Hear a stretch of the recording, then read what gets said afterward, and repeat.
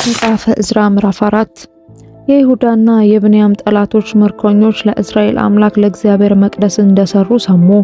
ወደ ዘሩባቤልና ወደ አባቶች ቤቶች አለቆች ቀርበው የአሦር ንጉሥ አስራዶን ወደዚህ ካመጣን ቀን ጀምሮ ለአምላካችሁ እንሰዋለንና እንደናንተም እንፈልገዋለንና ከእናንተ ጋር እንስራ አሏቸው።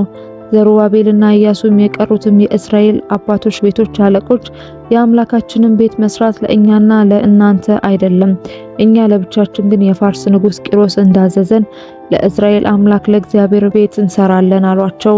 የምድሩም ሕዝብ የይሁዳን ሕዝብ እጅ ያደክሙ ነበር፣ እንዳይስሩም አስፈራሯቸው። ምክራቸውንም ያፈርሱ ዘንድ በፋርስ ንጉሥ በቂሮስ ዘመን ሁሉም እስከ ፋርስ ንጉሥ እስከ ዳሪዮስ መንግስት ድረስ መካሪዎችን ገዙባቸው።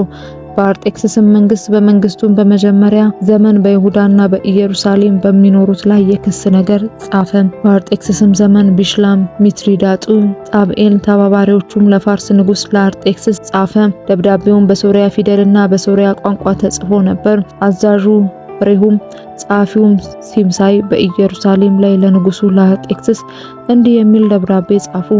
አዛዡ ሬሁም ጸሐፊውም ሲምሳይ የቀሩትም ተባባሪዎች ዲናውያን፣ አፈርሳትካውያን፣ ጠርፈላውያን፣ አፈርሳውያን፣ አርካውያን፣ ባቢሎናውያን፣ ሱስካናውያን፣ ዲሃውያን፣ ኤላማውያን ታላቁና ኃይለኛው አስናፈር ያፈለሳቸው በሰማርያም በወንዝ ማዶ ያኖራቸው የቀሩትም አሕዛብ ደብዳቤውን ጻፉ። ለንጉሱ ለአርጤክስስ የላኩት የደብዳቤ ግልባጭ ይሄ ነው። በወንዝ ማዶ ያሉት ሰዎች ባሪያዎች አሁንም ከአንተ ዘንድ የወጡ አይሁድ ወደኛ ወደ ኢየሩሳሌም እንደመጡ ንጉሱ ይወቅ።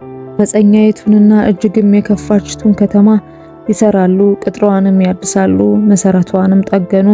አሁንም ይህች ከተማ የተሰራች እንደሆነ ቅጥሯም የታደሰ እንደሆነ ግብርና ቀረጥ መጥንም እንዳይሰጡ የንጉሱም ግቢው እንዲጎድል ንጉሱ ይወቅ። የንጉሱንም ጨው እንበላለንና ንጉሱንም ሲያቃልሉት ማየት አይገባንምና ስለዚህ ልከን ለንጉሱ አስታውቀናል። በአባቶች ታሪክ መጽሐፍ ምርመራ ይደረግ።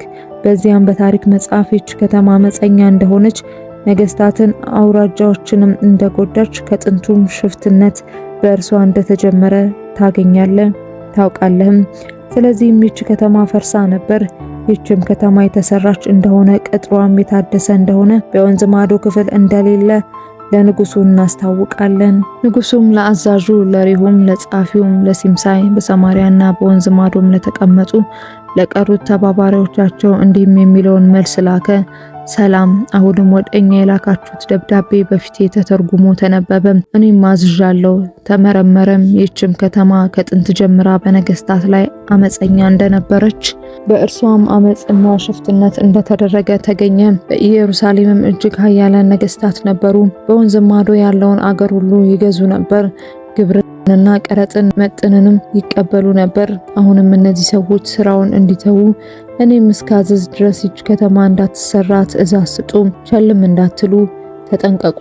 ለነገስታቱ ጉዳትና ጥፋት እየበዛ ስለምን ይሄዳል? የንጉሱም የአርጤክስስ ደብዳቤ ግልባጭ በሬሁምና በጸሐፊው በሲምሳይ በተባባሪዎቻቸውን ፊት በተነበበ ጊዜ ፈጥነው ወደ ኢየሩሳሌም ወደ አይሁድ ሄዱ። በግድና በኃይልም አስተዋቸው። በዚያን ጊዜም በኢየሩሳሌም ያለው የእግዚአብሔር ቤት ስራ ቀረ። እስከ ፋርስም ንጉሥ እስከ ዳሪዮስ መንግስት እስከ 2ኛው ዓመት ድረስ ተጓጎለ።